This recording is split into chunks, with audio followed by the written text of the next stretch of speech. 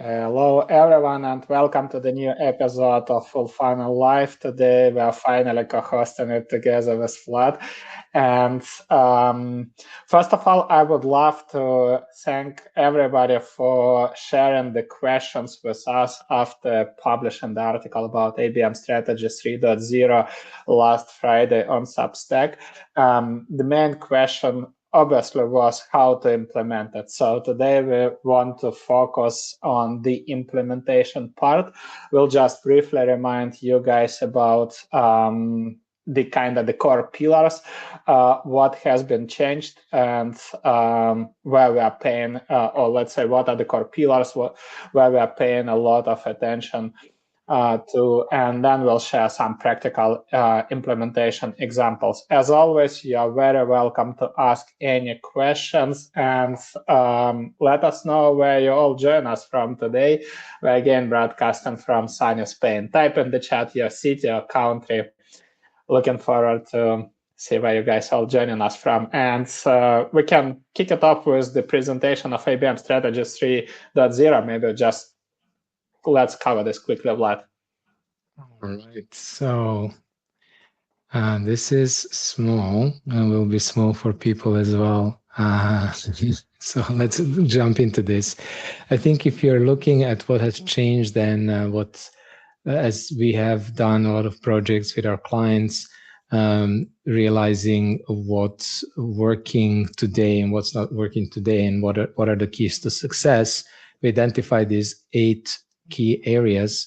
And the first area is the cluster-based targeting, which is to say that instead of developing targeting or developing programs for a specific industry or an industry vertical, you want to focus on the set of accounts that have a shared challenge. And the main idea is that even if the accounts are from the same industry or the same vertical, they might still have different sets of challenges. Different set of challenges, different reasons why they buy from you. So even let's say you're targeting banks, they may have very different reasons for why they might buy a solution like yours, different use cases. So instead of doing that, we want to focus on a set of accounts that have a shared challenge, which is what we call cluster-based targeting. Allows you to align your messaging and content with those target accounts. The second critical success factor, and has to be in every program, is having a cross-functional team. Needs to include people from sales and marketing. From marketing, the key roles include the ABM lead, who is there to actually run and maintain this program, to make sure that these processes are being run. This is one of the key missing roles that we see that teams don't have. Somebody who's going to be in charge of that program. Without that person, the program is not sustainable. The second most important team from the role from marketing is dedicated content person. They don't have to be 100% time dedicated, but having them. And a third critical role as a minimum is to have sales development rep or somebody who is in charge of sales development. Other roles include also subject matter expert, a RevOps person, and potentially also kind of a technical assistant, somebody to help with the implementation and a design. These are kind of supporting roles, but the 3 critical roles are ABM lead, content, and sales development. Next, a lot of times we speak to teams where they basically believe, okay, you know what, we are actually running account-based marketing. What is so special about what you want us to do? And actually, when we look at what are the key elements that each account-based marketing playbook or program needs to contain, we have identified these 6 elements, which we explain using our 6A framework, where we talk about account qualification, account segmentation, and prioritization. So being able to qualify that accounts actually belong to the target account cluster and that they're a good fit. Account segmentation, prioritization, prioritizing accounts by the chance of creating an opportunity, not just based on the tier. Then account research, really doing proper research, understanding what is the information that you need to research about that account, and how you're going to use that information to personalize your marketing and messaging towards that account, but also where are you going to store that information, that we have kind of a 360-degree overview of that account and not have pieces of information in different siloed systems. Another key element that is often missing is how do you create awareness specifically for those accounts and the buying committee members of those accounts that you're targeting. How do you do account development? And by that, we don't mean, sending an automated series of emails, LinkedIn messages, but actually, how are you going to introduce multiple meaningful touch points to nurture those accounts, to get some information about them from the people who are working there, from the target buyers, but also account activation. How are you actually going to move from an engaged account and create a sales qualified opportunity? Other elements that have to belong, that we have identified as key elements for the 3.0 ABM strategy, are aligning the playbooks with the long sales cycle. So instead of just, like I mentioned, maybe marketing doing some air cover and sales reaching out with whatever, how long the sequence is, and then giving up if the account doesn't respond, actually having a series of always on playbooks where you are able to engage those accounts from week to week, and sometimes in daily and weekly activities, such as create social engagement, sharing account-based content. We also make a difference between the always-on, time-based or program-based playbooks that are aligned with marketing initiatives such as events, webinars, market research, content collaborations.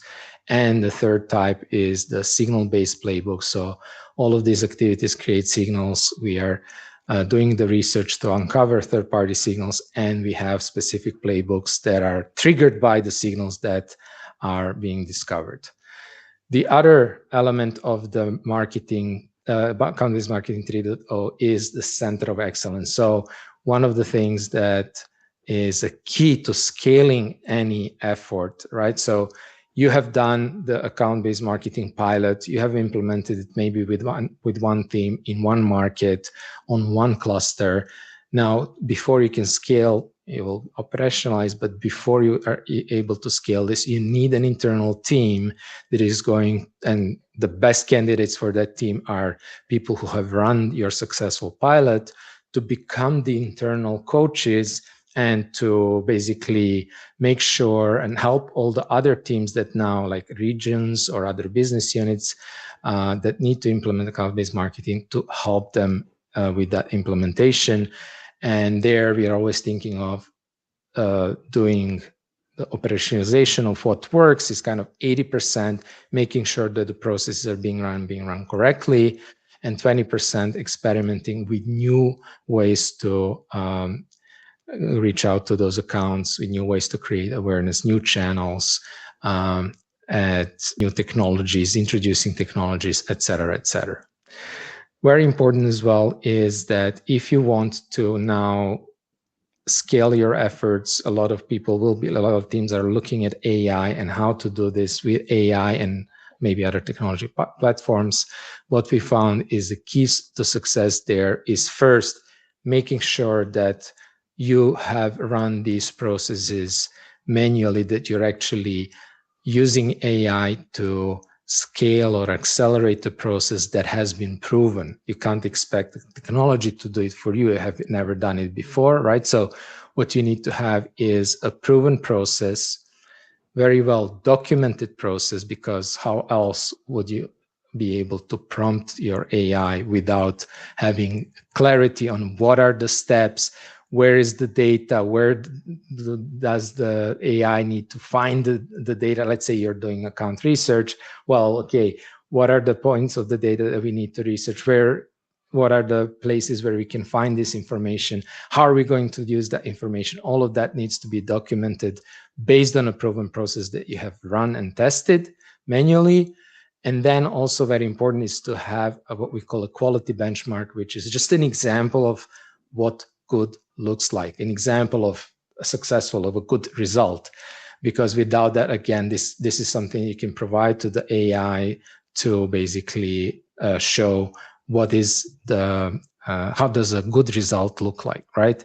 So having that as an AI enablement along with information about your target cluster, case studies, your ICP, and all of the information that the AI needs for the context about your target market. Without that, any AI implementation will just be scaling tactics that are broken to begin with. Two more to wrap up the 8 pillars. Holistic measurement, especially when you're rolling out ABM, you're rolling it out for high value accounts with long sales cycles. You can't expect, and the goal obviously is to drive new pipeline and revenue.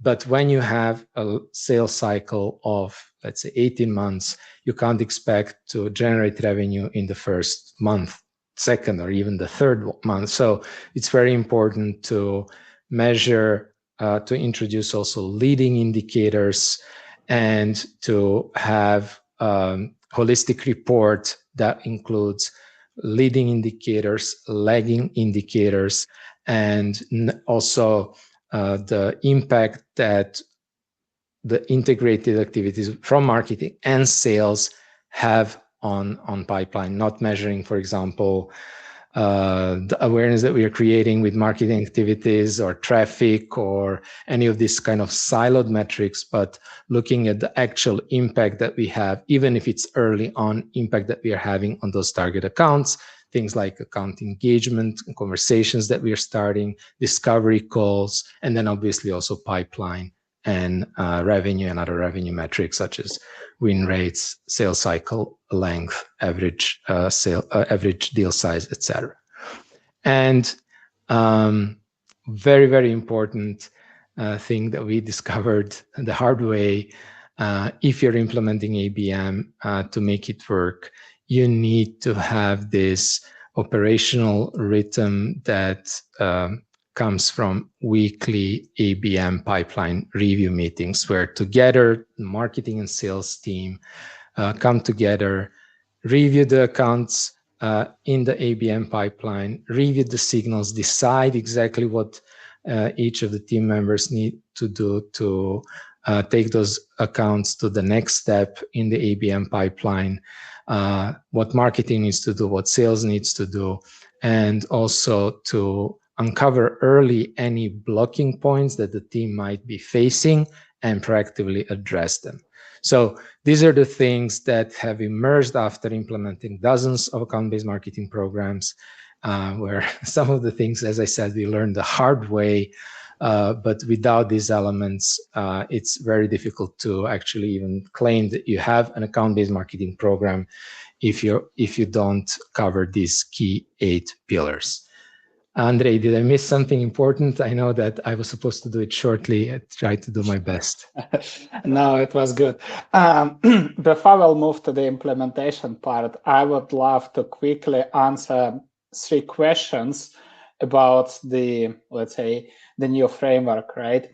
And the first thing I will do, I will just share a link to the detailed breakdown of these pillars that we have published on Substack. So guys, if you have missed it, you can check. And let me quickly address the first 3 questions. So the first one was, if I can pick up just a few pillars, what would be the most important? The truth is that you can't really do cherry picking here. They are all really important. And this is the answer to the question that Alex asked, what must be true for an organization to trustfully say it is running ABM strategy 3.0, right? So this is these 8 components. You can use them as a checklist if you want, or as a litmus test, right? To evaluate if the company is running the true ABM or no, right? So these are the most important things. And lastly, just to do a quick summary, what has been changed from ABM strategy 2.0, right? maybe the major shift is the targeting. For everybody, let's say the golden standard was doing the vertical or industry-based targeting, right? You pick up one specific industry, then you select the accounts, then you categorize all accounts into 3 tiers, right? Tier 1, you're supposed to do fully personalized or one-to-one ABM programs. Then tier 2, you can do one-to-few, and tier 3, one-to-many, right? And for many companies, that was the golden standard. You run this program for 3 months or 6 months, etc. But as Vlad already has described, the biggest problem was that in every vertical, you might have accounts with completely different use cases, right? And that was the biggest challenge for everybody. Then the truth to be said, literally, no company, we've been talking to multiple, even to enterprise organizations, they're all complaining about the lack of resources. And the AI doesn't solve this problem. The teams are scattered, the teams are overwhelmed, and nobody honestly has a lot of time to do a proper one-to-one ABM, especially for the cold accounts, right? Where you need to create awareness first, where you need to identify the buying committee members, you need to engage them for the long time. So these are the major changes, right? We shifted to the cluster targeting. We shifted to account prioritization based on the likelihood of creating opportunity this quarter, where we are paying attention to the level of engagement and relationship with this account, product need evidence and buying signals, right? And the revenue potential. And when we identify the accounts that match this criteria, this is where we start investing our time together with sales, because the likelihood of at least booking the discovery call, one of the most important metrics that the leadership cares about, right? The discovery calls with the strategic accounts. This would be the main changes. And with that being said, we can move forward to the implementation. We have prepared practical examples, so we'll just share the principle and show the example. And the first one is, where should you start, right? The first principle is making your always-on programs account-based.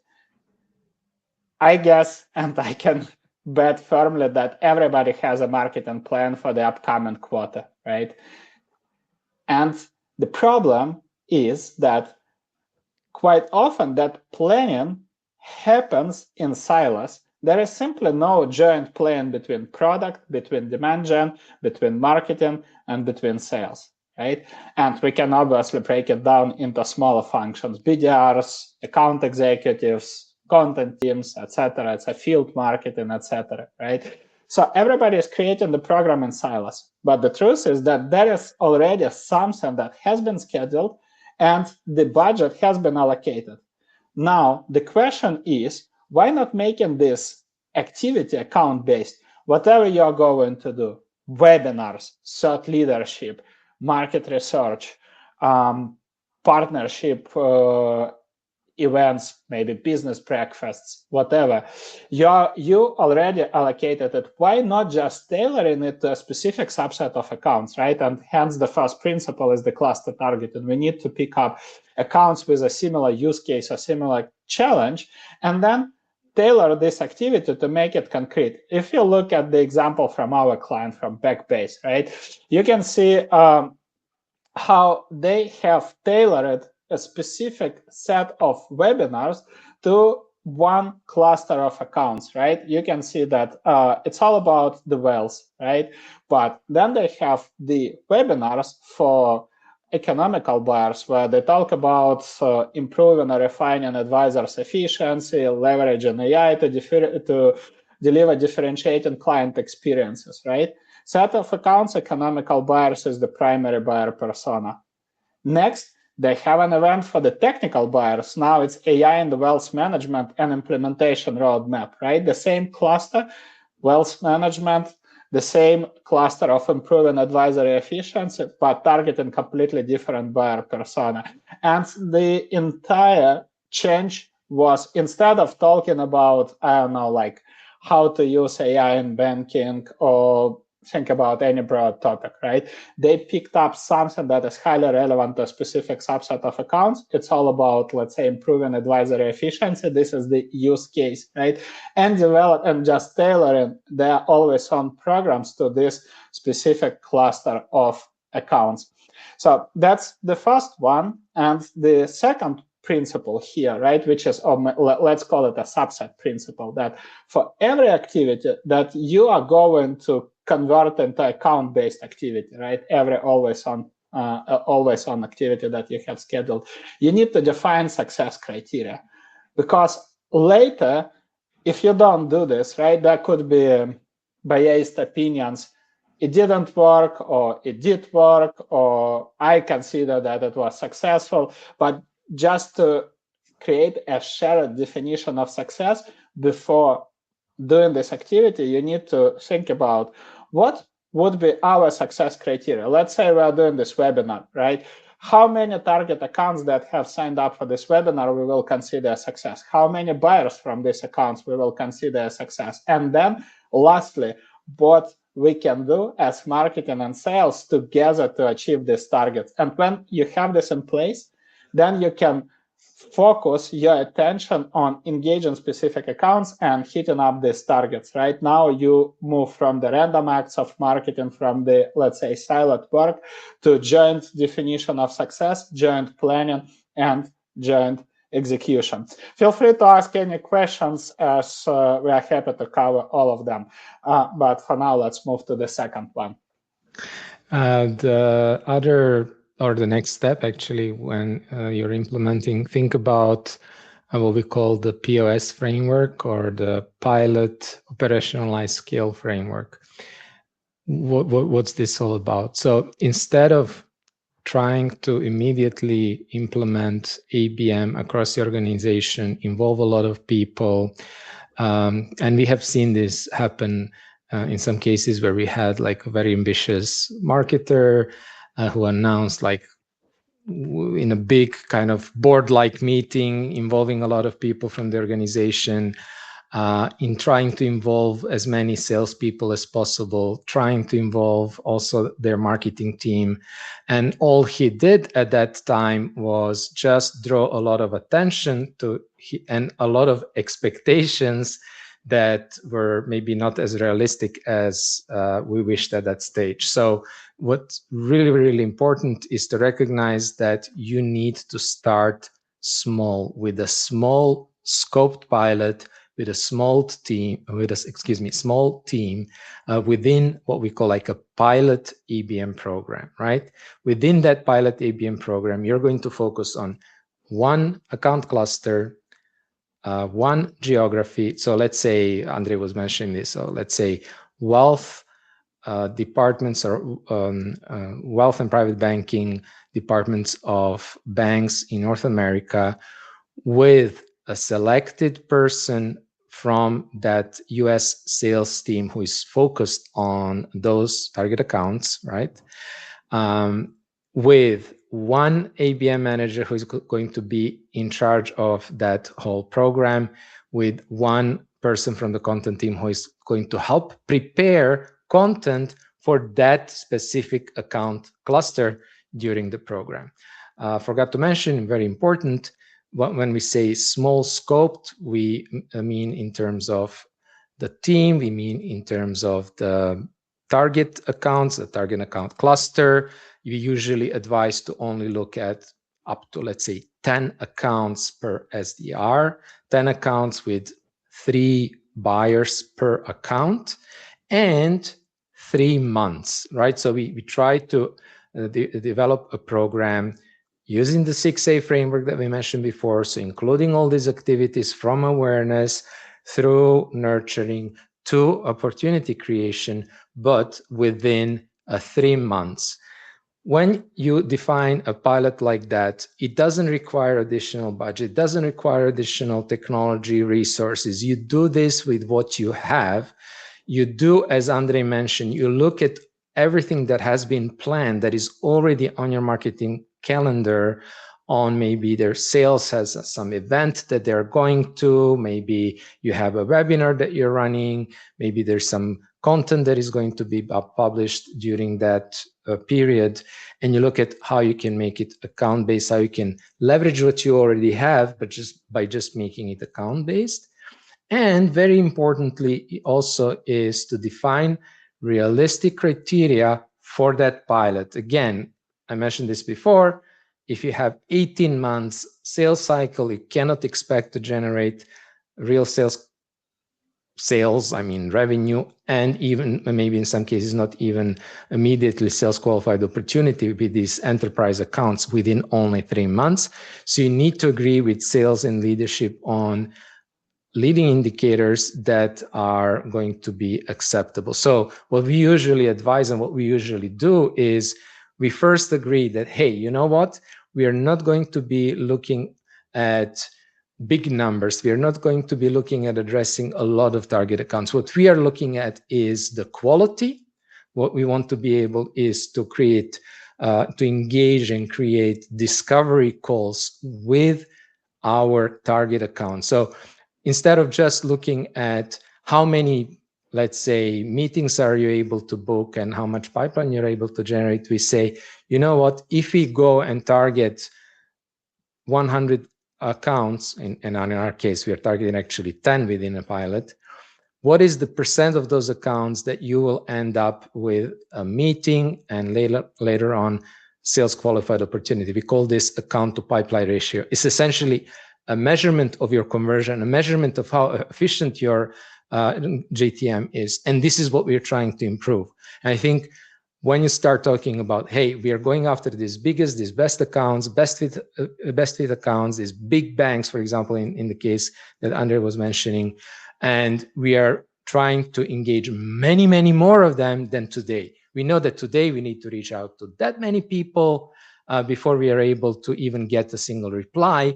Now we are trying to go and, let's say, engage 30, 40, 50% of them and end up with something like 10% of them as a real sales qualified opportunity. So I think this is the first aspect of it. And the second one is, I already mentioned this, but just to clarify it, we are looking at leading indicators. How many of those target accounts are we engaging? How many of them are responding to us? How many conversations we are able to start? And one leading indicator that very frequently is accepted by sales and leadership are the discovery calls.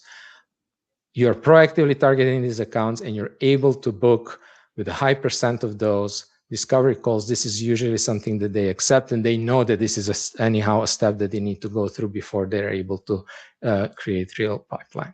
Finally, very briefly to describe the last two steps, I spend a lot of time describing that pilot, but it's the most important step for a lot of teams, setting up a proper pilot. After the pilot is done, before scaling, especially if the pilot was successful, you will have a lot of enthusiasm and the leadership will want to do more of that. And, oh, you had this very successful webinar and you did you reach out to these accounts. Let's do more of that. Let's do more of that. Well, every week. Yes, every week. Yes, every week. You first need to take a moment to do the proper retrospect of what worked, what didn't work. Understand what are the things that you want to improve, document what was working with the real examples and screenshots of the things that you did that you proven that they worked, right? And then define actually what we advise is within the operationalization. That next step is to not only document but also to run the second iteration, where you're improving the things that you identified during the retrospect that need to be improved, where you are already starting to implement AI on the proven processes to make sure that they are accelerating, and you're starting to form your center of excellence, which is what we mentioned already, is the basis for scaling. And then once you're ready to scale, after you have operationalized, after you have moved from a one-off success to something that's repeatable, and that you have enough support, enablement, AI enablement, materials, documentation that anybody in the organization can run this same process with 70% success, then you're ready to start scaling. But even then, we advise to scale this gradually, not immediately share this playbook that you have developed in documentation with all the different regions and expect them to just do the same, but work as a center of excellence, as an internal coach, gradually, one by one, working with those, whatever the structure, internal structure you might have, like regions. We often see that regional marketing and sales team, field and sales teams, or specific business units that you want to roll out ABM to, work with them and gradually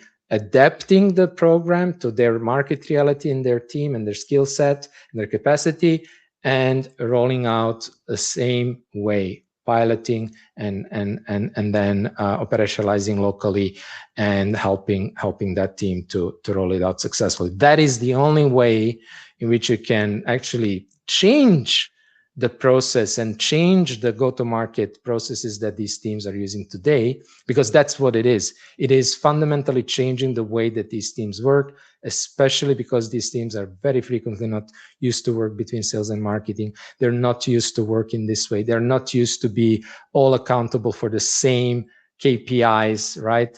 Driving pipeline revenue with those target accounts. So there is a lot of change management, and that's why doing this in a gradual way that we described is the key.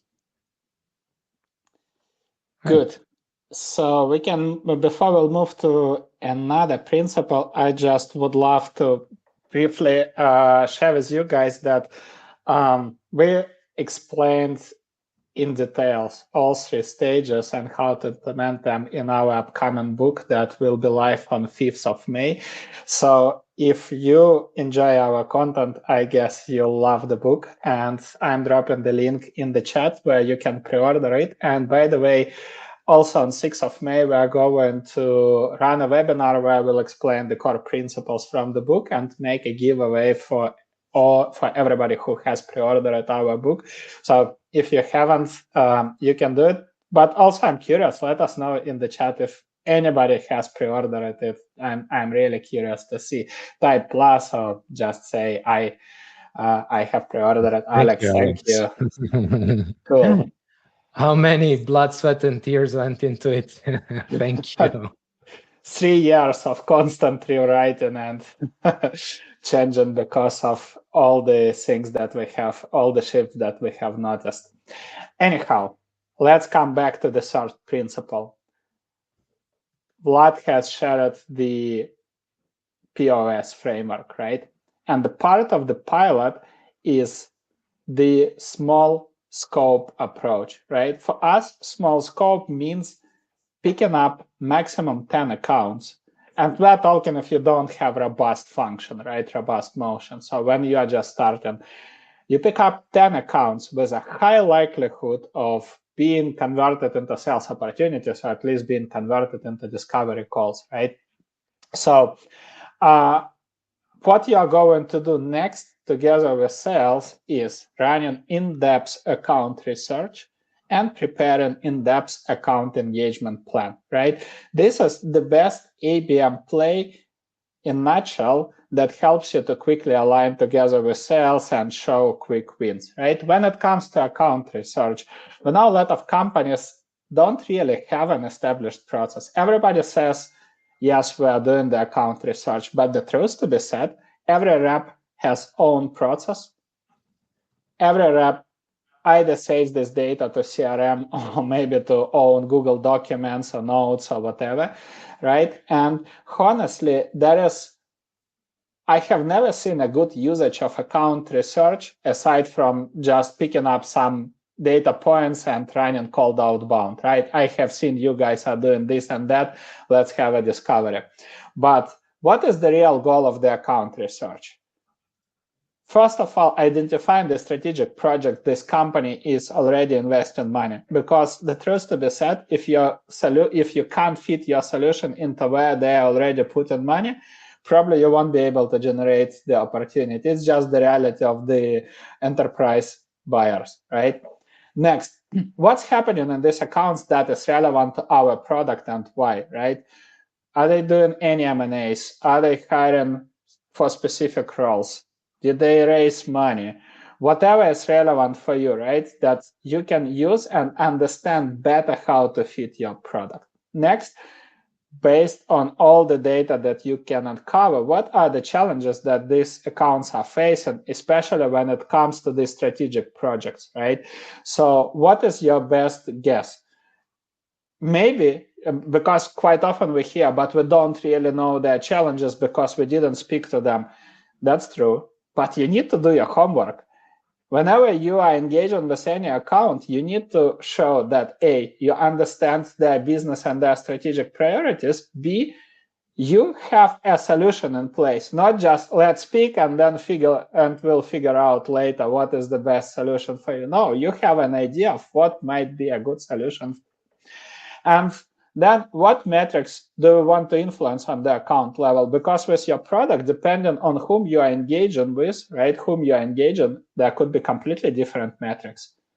And let's say some VPs of marketing are still reporting on MQLs. Some VPs of marketing are reporting on marketing sourced or marketing influenced revenue. Some VPs of marketing are reporting on pipeline and revenue created together with sales, right? So depending, and at the same time, you can do this breakdown of different marketing functions, especially in big organizations, right? Depending on whom you are engaging, you need to think about what would be the most important metric you are going to influence, right? That is relevant to the strategic initiatives. And then the next step is fixing the account blindness.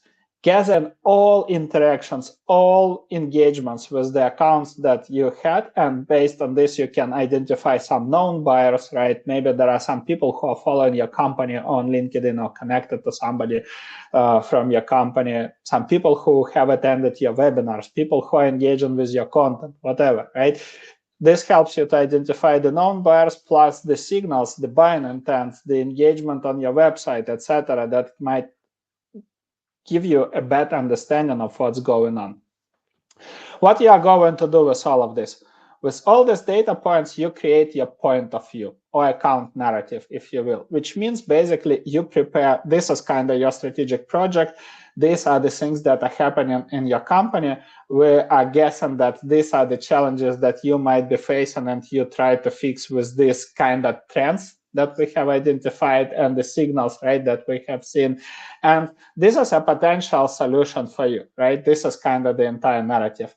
The next step, when you have this in place, you create a detailed engagement plan with every buying committee member. And this is where I feel most companies fail at ABM.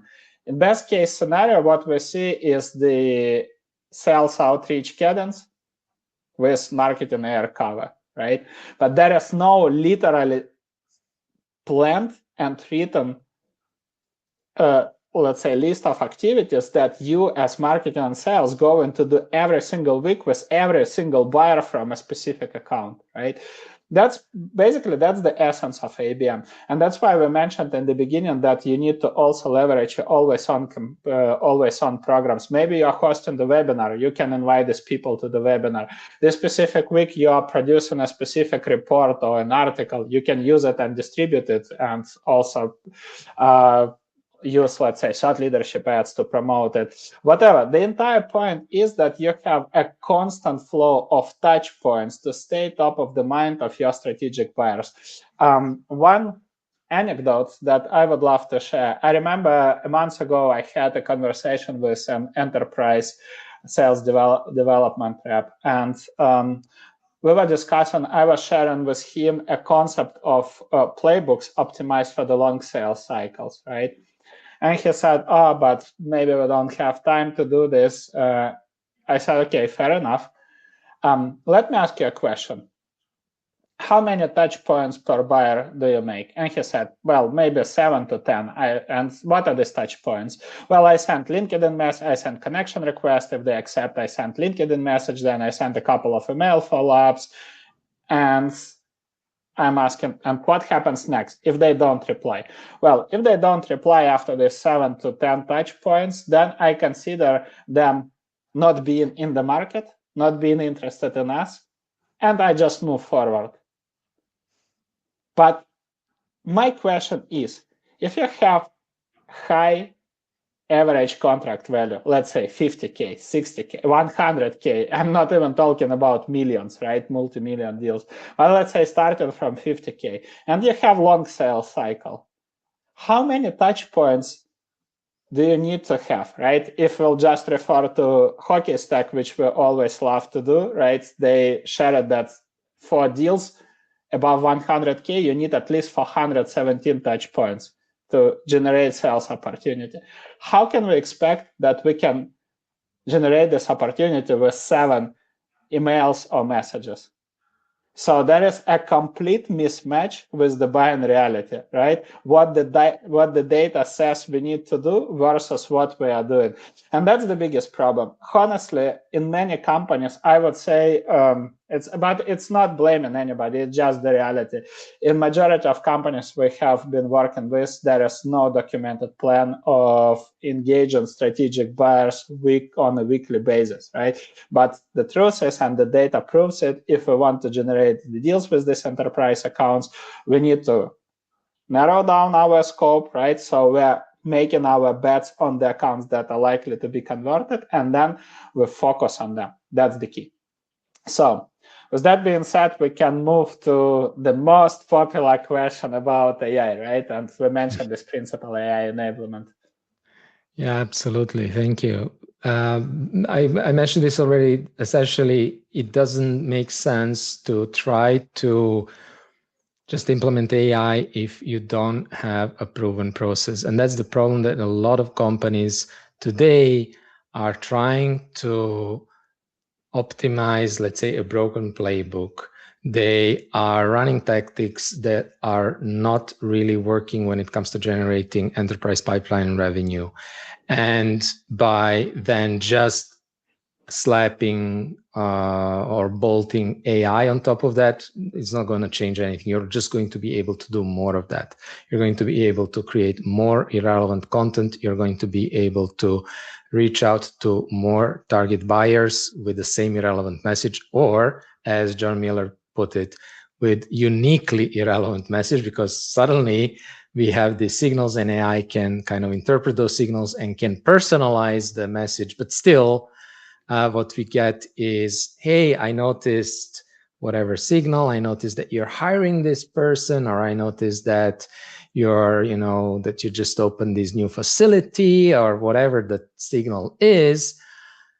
And then you go, and then what you see next is a pitch, but the pitch is kind of always the same. It's, okay, we can help companies like yours with 1, 2, and 3. How about we book a meeting next week and Monday or whatever, and discuss, and basically trying to book a meeting directly with those target buyers. So essentially, that's what I think John means by uniquely irrelevant email. It's still irrelevant, it's just like personalized there at the beginning.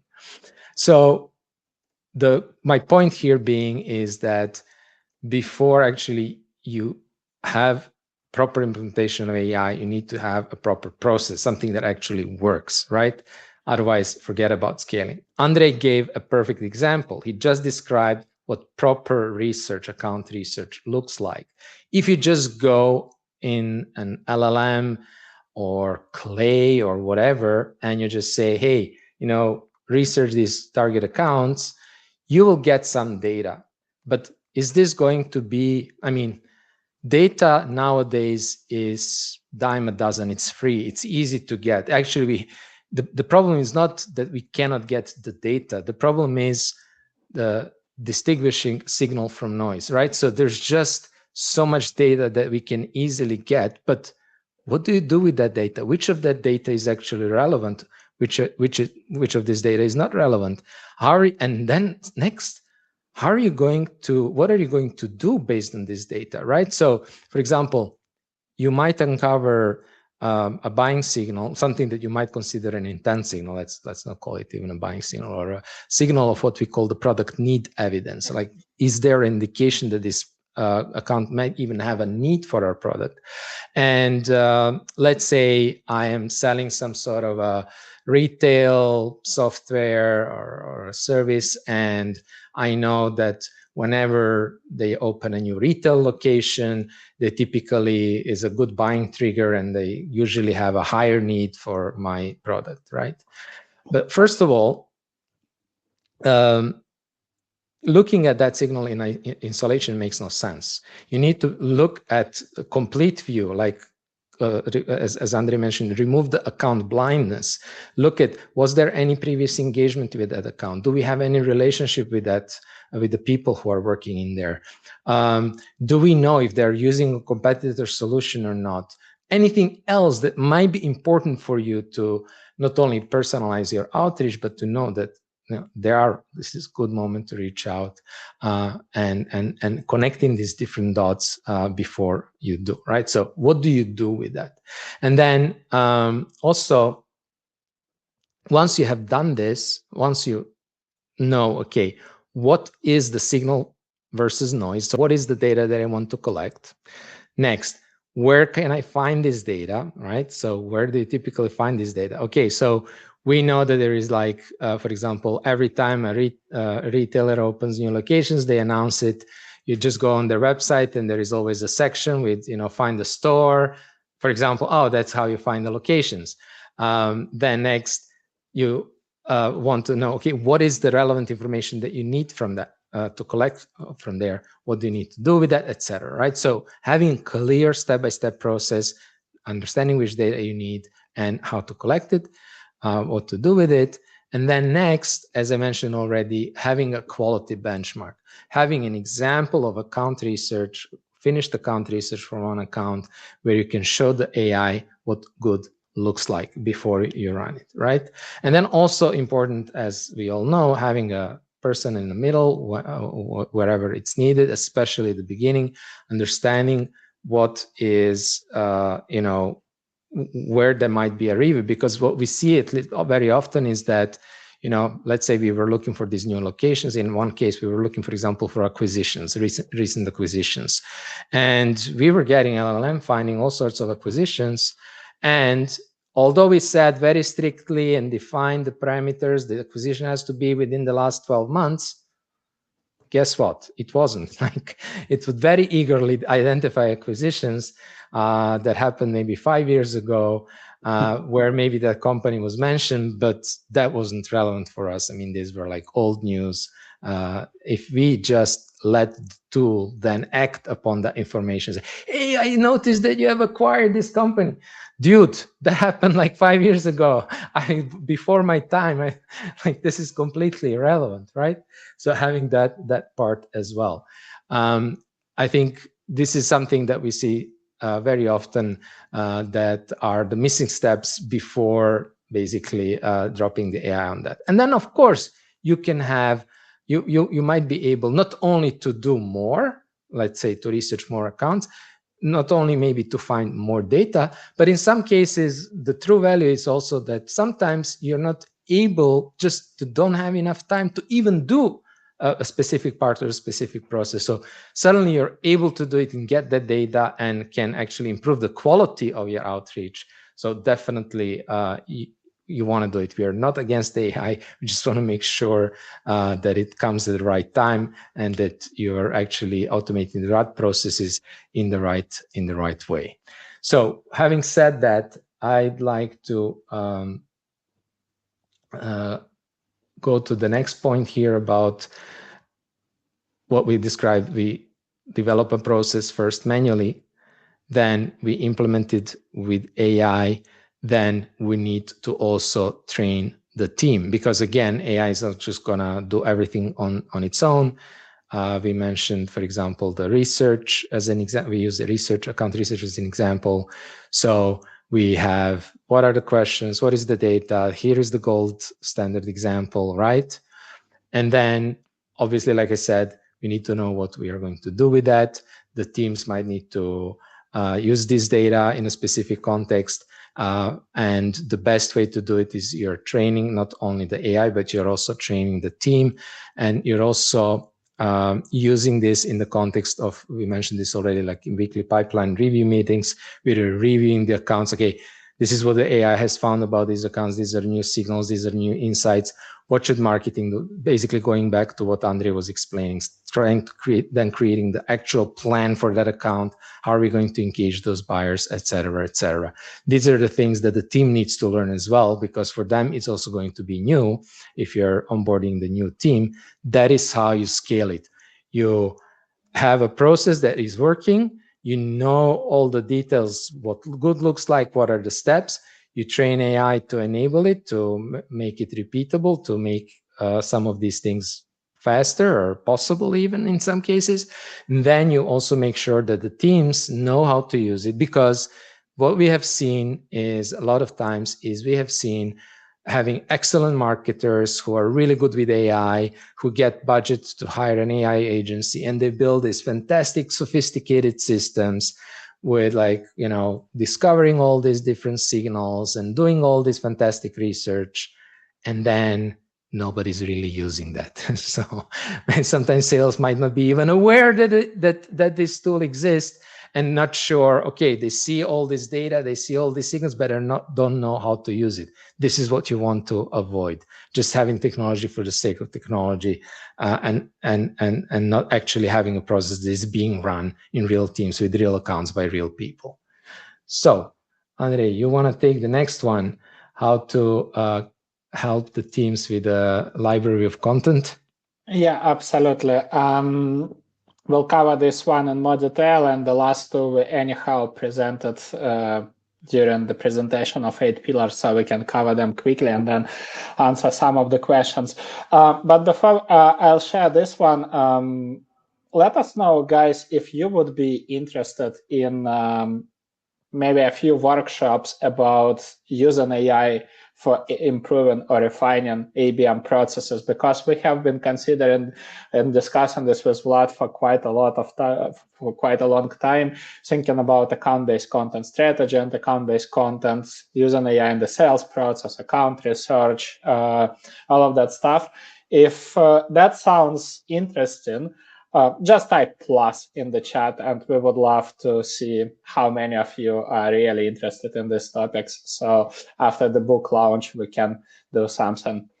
And because we are doing quite a lot of implementations, but we just don't post this all the time on LinkedIn, because we really don't spend all the weekends in the cloud code. And honestly, the implementation is way more easier than the majority of posts that we see on LinkedIn. Cool. So Alex, Umberto, Mengley, thank you, guys. Good. That's good to hear and to see that there is an interest. So in May, we might host a few of these workshops.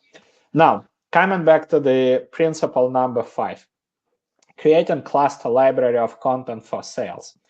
That was a great question from Tim Anderson, the best way to get salespeople in front of the engaged accounts. And honestly, this is one of the easiest ways, right? Why? Because if an account is already in the sales process, sales would tell you, okay, leave me alone. I know what to do. I will close that deal, right? Or I will just engage that account on my own. But if there is an engaged account that is not in the pipeline, this is where the things become interesting, right? So they can't just, again, well, no, if they will just reach out and try to pitch, probably nothing will happen. We have already discussed. So what is the best way to stay top of the mind? Having something that can add value to the existing threads, right? And this is the content in any format. So when it comes to cluster approach, we often repurpose the existing content and define what are the assets that we need to create for our sales reps that they would be willing to share on LinkedIn, in the communities, or in, let's say, private conversations with target accounts, WhatsApp messages, emails, any channel you can think about, right? So this is a joint planning process. We always involve sales into it. And part of it is creating a vault with the existing pieces of content, highlighting, okay, these are the cluster challenges. So whenever you are doing why it's helpful, because if you'll think about this principle that we have shared a couple of minutes ago, right? Whenever you create a detailed account plan and whenever you are doing this account research, you can immediately match the existing content to the account narrative and account plan that you have created, right? So when sales clearly see the connection between these dots, they would be willing to publish it, right? And then the magic happens. If you look again at the example of our client, right? The same cluster, different sales reps, right? You can see 3 different people, but all of them, they are not creating the content on their own. They're just leveraging something that is really important and something that has been created by marketing so far. And marketing helps them to boost these posts via thought leadership ads to the set of strategic accounts they are covering, right? The best thing about this approach is that later this library can be leveraged by any sales rep. The fact, let's say, that Peter has published this post and he's located in one region, right, doesn't mean that another person, let's say Kai, can't just pick up that post and publish 3 months later, 5 months later, right, when it would be relevant for them, and maybe just tailoring it a little bit. So this is the easiest process to help your salespeople to get in front of your target accounts.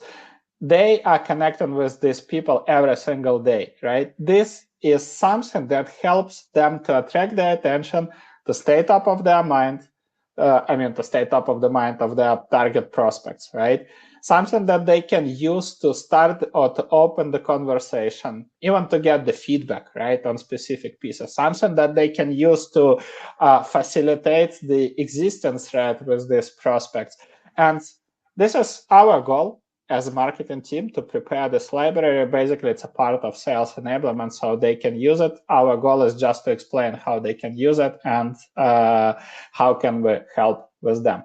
And with that being said, we have 2 last principles, which I think we can just very briefly cover because we already shared them. Absolutely. We mentioned the key important thing, one of the most important things to make the project execution, the pilot project execution, and later on an ABM program work are the weekly planning and review team meetings. These are, or we call them sometimes ABM pipeline review meetings, where you have the complete cross-functional team, you have representatives from sales, from marketing, you have your content person, you have the ABM lead, you have people. And what you do is the first thing is you share the account insights and the account engagement and any other signals that you or your AI might have collected. So you review those accounts. So what do you do with that information? Well, first you say, hey, you know what? Let's review these accounts that we believed were kind of active focus and we should focus on them strongly, but we see that they're actually, after different trials, after a period of time, they're not engaging. Maybe we should demote them and kind of like put them on kind of a nurturing track. But on the other hand, we are seeing these accounts like being more engaged. We are getting more information. So maybe we need to focus more on them. So in other words, is a reprioritization is the first step. So you never look at the account list as something static. It's dynamic and you update it every week. Second is, what about those accounts that are engaging? What about those signals? What should we do? This is the next step, account planning. Andrei gave you a really good framework for that about how we should plan, but essentially we look at all the information that we have, we look at the signals, 360 view all together, and then we decide, okay, what are maybe the pieces of content that we could use to engage that account? Maybe we need to write an account love letter or another piece of content for that account. What are the other things that marketing can do? Maybe there is an upcoming event that we can invite those that account or the buyers on that account into. We have this market research or this content collaboration that we could invite those buyers into, right? So what should sales do? How sales should engage with them? So having clarity on what happened with that account and what we need to do with the buyers within those accounts. Next, we review leading indicators. So to know the progress of the program, are we first of all, on track? Did we do what we planned to do? Are we hitting the targets that we set for ourselves in terms of the number of accounts that we engaged, in terms of the things that we said we would do, for example, since the last week? Are we going in the right direction? This also gives you an idea about, this helps you also understand whether there are some blocking points, which is kind of the last point where you're retrospective, like what's doing well, what's actually maybe blocking us, and where does the team maybe need some help. This is really important to uncover these bottlenecks on time and not wait until, just seeing the thing not working without actually seeing what is causing the team not to be able to deliver what they, or to create the results that they set out to create. And of course, reviewing the effectiveness of the program with these indicators. Then one last, not the least point, Andrei, if you want to comment on that, reporting Yes. and looking at the basically, whenever it comes to measuring, right, you need to show the holistic journey and the progress. If you can't report on revenue, what metrics can you report on? The progress you are making with the accounts, right? And then this is the most important thing. You show the leading indicators, how much effort you are putting in to engage specific accounts, right? Your activities. The lagging indicators could be the discovery calls booked, the replies, right? The signups, for example, for the webinar from specific target accounts, for the field event that you are running. And then this is the prioritization framework that we have mentioned in the beginning, which helps us to track account velocity. How fast can we move all accounts from being completely unaware to accounts we are actively working on creating sales opportunity, right? Cluster ICP in our, let's say, framework means that these are the cold accounts that just fit your ICP criteria, but they don't know you and you have no idea about their product needs.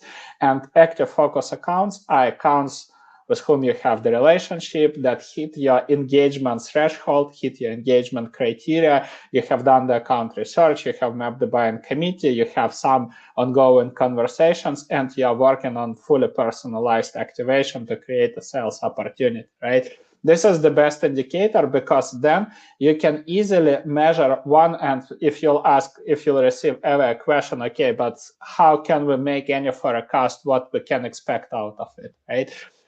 Later, whenever you'll be doing this program, you'll be able to track one specific metric, account to pipeline ratio, right? How many accounts that you were proactively targeting became sales opportunities, and then it becomes your benchmark. You have your average contract value, so you can always articulate that. Let's say in our active focus, we have, let's say, 8 accounts. Each account's value is 200K. So let's say the total set is whatever, $1,600,000, for example, and then our account to pipeline ratio is whatever, let's say 15% or 20%. So we expect 1-2 deals coming out of it. So the expected pipeline value would be around like 300 to 400K, right?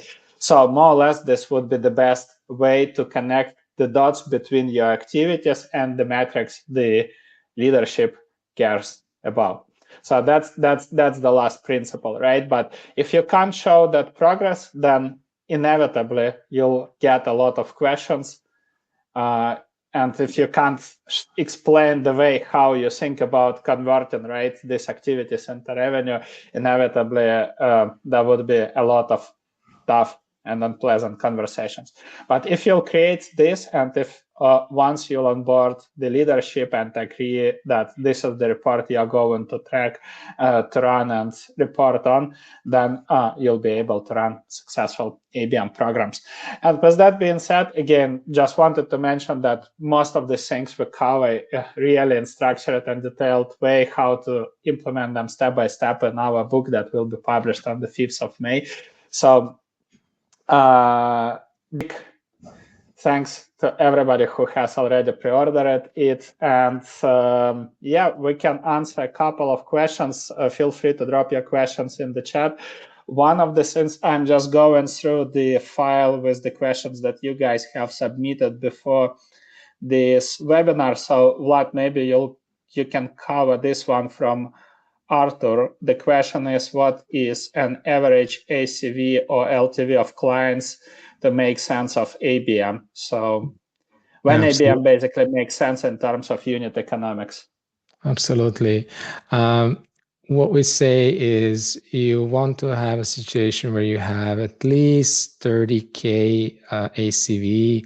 I always think about like 50K plus. A lot of our clients have deals that are 6 figures or larger. What you're also looking at is the complexity of the buying committee structure. So if you have one buyer, it's different than you have multiple buyers that you need to influence, right? That's a good fit for ABM if it is a complex and long sales cycle. But this very often goes hand in hand with the size of the deal. And when I say this, it doesn't mean that the average of all of your deals over all of everything that you sell has to be, let's say, 50K. It means that maybe you want to apply ABM within your enterprise segment where you have these higher deal sizes, right? It's not necessarily, it is about applying it in the part of your GTM where you have these larger deal sizes. Andrei, you want to pick up another one?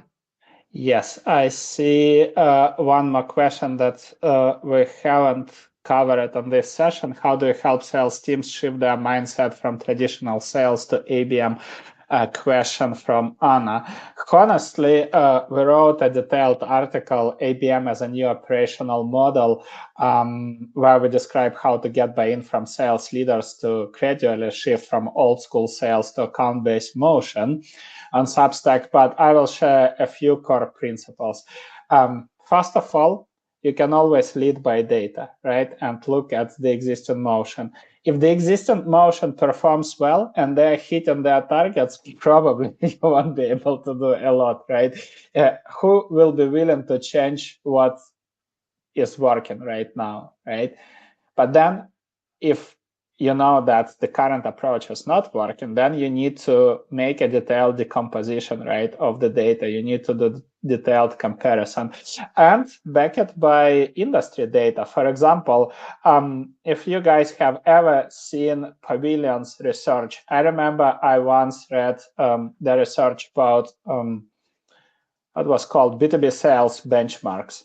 So they shared that the performance of traditional sales model dropped across every revenue metric. So win rates, I just found it, win rates down by 18%, deal values down 21%, sales cycles up 16%, 69 of reps missed quota. Now, a few more interesting facts. Another research focused digital shows that in complex B2B SaaS, the average account to pipeline ratio is 0.03%. That means that for every 3,000 accounts you touch with just standard outbound sequences, you'll be able to generate one sales opportunity. Obviously, this is generic and pro data, but anyhow, right? Can we see the consequence and can we see another layer of proof for these data points?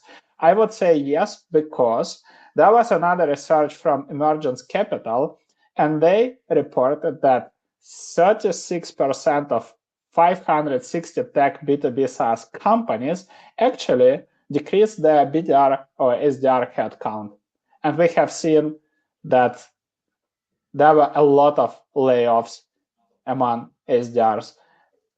Isn't it the best indicator or the best proof that something should be changed, right, about the way how we are working? So honestly, the entire point is you need to bring the data, you need to bring your proprietary data about the performance of this playbook, right?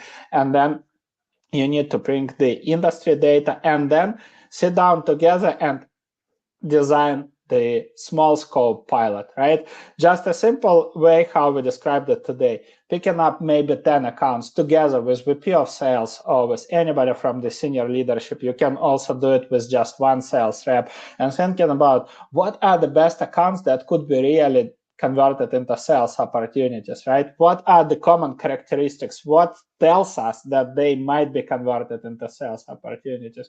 Okay, cool. Next, what can we do? What do we need to know about these accounts to create a solution for them, to create a personalized offer, right? Okay, this becomes the foundation for your account research. And lastly, how can we leverage existing activities to build the relationship, to engage the buyers from the buying group, right, of these accounts, to create the sales opportunities with them? So in a nutshell, that would be the simple planning. And then you run your experiment, you define the success criteria together with sales, right, or with sales leadership, and then you'll have a good data to compare against the current motion. So the last one, yeah, you want to pick up? No, I just wanted like a quick 2 cents. How do you convince sales, right? I think at the end, what is, I think, the reality is that sales believes the results. I mean, it's whatever we say, whatever story we tell, whatever data we bring, they will be at least skeptical. And that's why doing this pilot with one we call change agent or champion, right? The sales champion, somebody who is going to have a more open mind, who is more going to be willing to try different kinds of tactics, who understands that, you know, what they're doing right now is not working, and that they need to try something different, who understands that the buy process has changed, that just reaching out is not working. Well, I think this is the key, because then when you can show, because like once you're able to run this pilot with that salesperson who is a champion, and then show that, hey, now that we are doing things differently, we are also having better results, then you will have also the attention of the rest of the sales. So that's like a really important piece, because just saying things and just showing the data won't be enough to convince the complete sales team. It's just a reality. But sorry, Andrei, you wanted to pick up one more question? No, I think we have covered all of them. So with that being said, thank you so much, guys, for fantastic questions, and hope you found this episode valuable. Next week, we'll have an episode with Shlomo Genshin, who was at our summit, and I really enjoy his presentations about B2B ads. So stay tuned. We'll announce it on Monday. Would be really cool episode. And then on week of 6th of May, we'll host a webinar about the full funnel framework. So have a great rest of the week, and see you during the next episodes. Take care, guys. Cheers. Yeah.